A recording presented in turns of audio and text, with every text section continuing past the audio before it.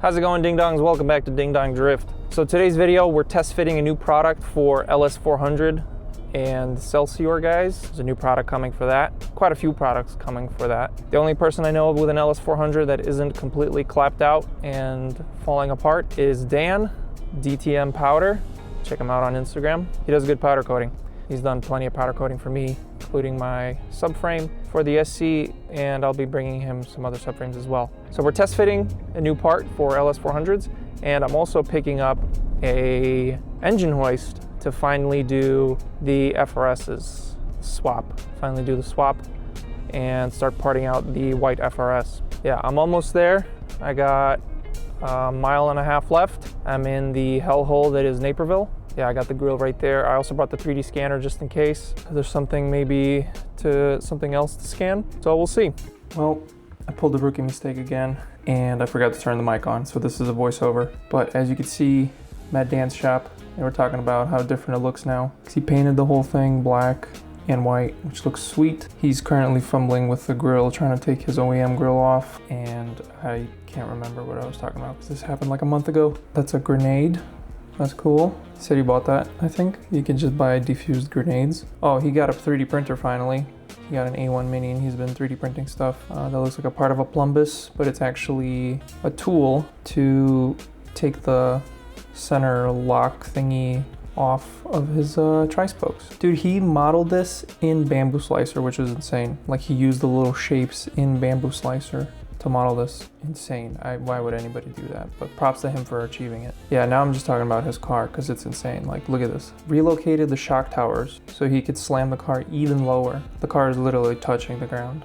And tubed the front, yeah. And then the intake's gone because he had to move the battery because the battery used to be on the other side and it doesn't fit now. So we're talking about making an intake for it, like a different intake or something. Oh, I was telling him he could probably flip the control arm here, like upside down with the ball joint facing up like it is on my FDF kit, because then the upper control arm angle would be a lot better. But the problem is you see the spindle is behind, so you'd have to like cut it and rotate it and then make custom arms or something. But yeah, it's crazy looking at the car because the floor looks like it's on the floor. The floor of the car looks like it's on the floor. And yeah, he rubbed through his trunk. This thing is crazy slammed and he drove it to Gatlinburg. We're in Chicago. Gatlinburg is this many miles away. He drove it there and drove it back, which is ridiculous. And yeah, the rears are tubbed. This thing's basically a drag car. It's also tubbed in the interior, he said. He just has to cut the rear seats out a little more so it fits better. But yeah, it's tubbed in the back. So here's the new grille.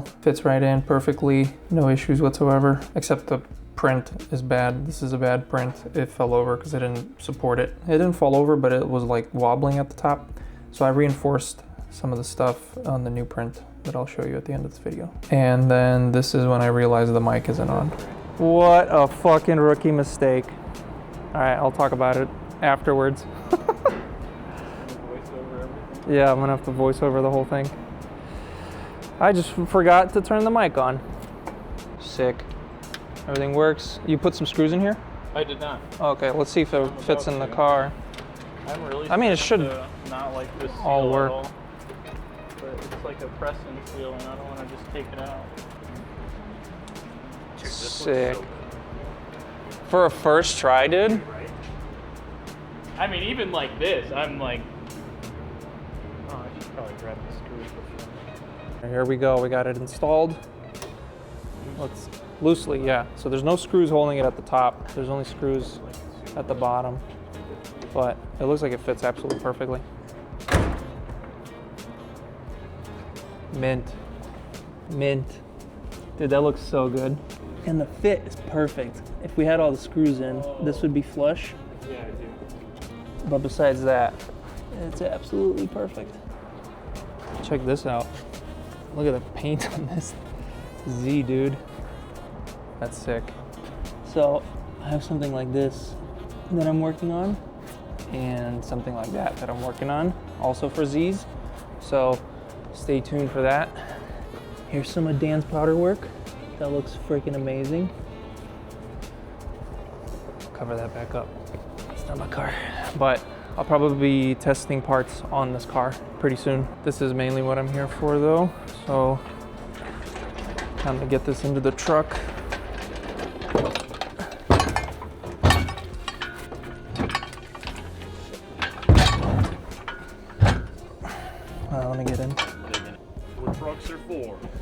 built tough.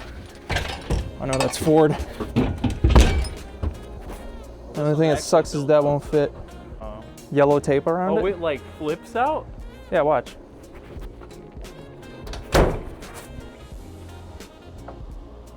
Oh, like that? Oh, wow, that's cool. Never seen that. Yeah. Wow. Yeah. Oh, yeah. Cool. Nice actually meeting you. Yeah, you too. You do. Dude, that looks sick. You can barely see the bars.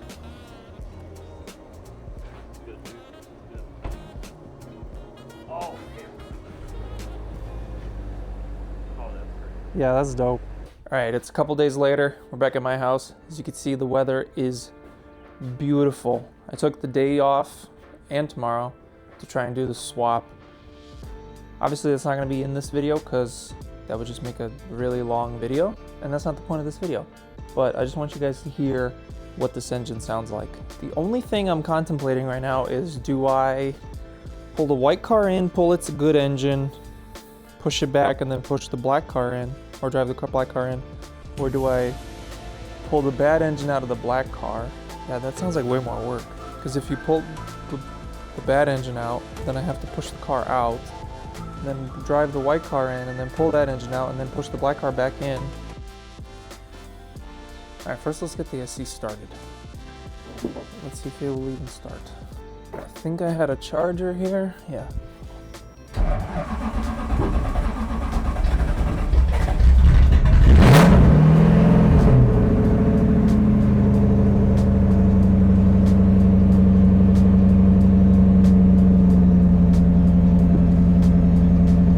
Whew.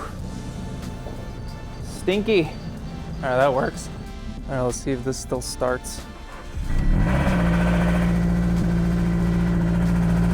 Money.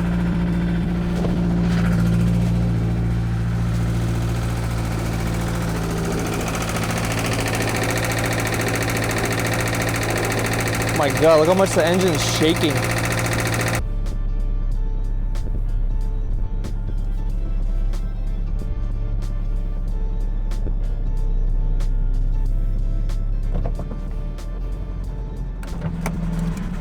Let's turn that off. Sounds horrible. All right, so here's the plan now. I'm going to pull the SC out in front of the Tundra and then drive the white car in. And I think that should be enough room and everything. Holy shit, I haven't driven this car in months.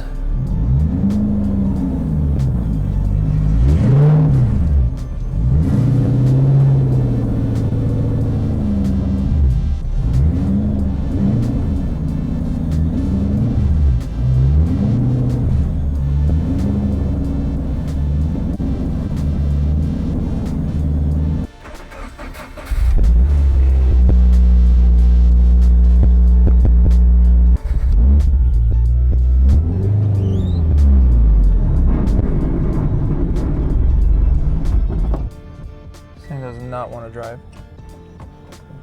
What the fuck is going on?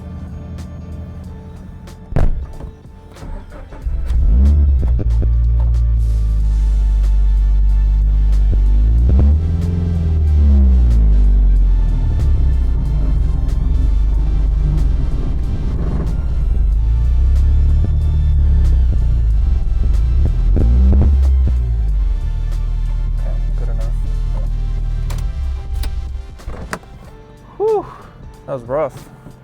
I have my steering wheel back. Plenty of room here. Plenty of room here. It's easy when your car's not friggin' 82 inches wide like that one. And then got lots of room here too, so I can still scoot things around. Toolbox will go over there. Gonna pull the engine out of this. Everything drivetrain. The diffs are the same as far as I was able to tell from Google. So all I gotta do is change the drive shaft, and I'm gonna swap the exhaust. I've decided I'm gonna keep this exhaust because it's pretty quiet. I like how it sounds. So I'll put this exhaust on there. The intake, I'm gonna sell. If you want a pair and intake, let me know. Got a pair and intake.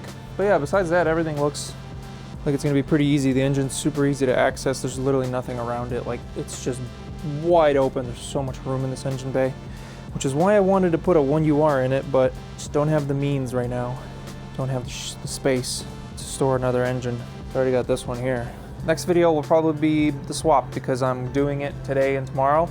Hopefully I can get as much done as possible. It's probably not going to be running because there's probably needs to be some like wiring stuff and figuring things out. I heard there's some like ECU swap or jumping pins or something that needs to be done. So the cool thing is I can keep the AC in the car, so I could just unbolt the AC pump and then just like, these are soft lines, and then I could just scoot it over. Hopefully I'll be able to pull the engine out with the AC still in the car. The radiator's like a mile away from the engine, so don't even have to pull that. Don't even have to pull the front bumper off. Pretty easy, I think. Hopefully, fingers crossed. I'm keeping the bumper for now because I'm gonna be 3D scanning it and making parts for it. Look at this thing though. First time in the sun in months. Looks good, but man, all the panels cracked so much. It sucks. I'm gonna have to fix that. It's gonna be a little bit of body work that needs to be done. Surprisingly, the bumper's okay and the rear bumper's okay. It's mostly just the doors. The doors just cracked everywhere. Quarter panels are good. There's only one crack on the other side. Trunk only had one small crack here. I already filled that in and sanded it. And then one crack on this quarter panel. But yeah, the doors for some reason just completely did not like the cold. So yeah, once it gets warmer, probably like 60, 70 degrees, I'm gonna start clear coating this thing and start pulling molds of everything, which is gonna be super exciting because after that, it's gonna be all carbon fiber. It's gonna be really cool. I also redesigned the headlights. I have some new stuff coming for that. And I redesigned the taillights because I realized when I was sitting in my truck driving up to the car, you can't see the taillights at all because of the angle. So I'm gonna make them come out, and I have a small redesign on that as well that I think will look cool.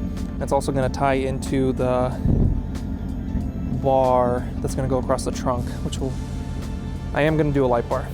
I said I wasn't going to, but after seeing some newer Lexuses, I really like the light bar, so I'm gonna do the light bar. But that's gonna be it for this one, Ding Dongs. Thank you so much for watching. Peace out, stay sweet, and I'll see you guys next week. America, America. Do you have your passport? Did you get your job?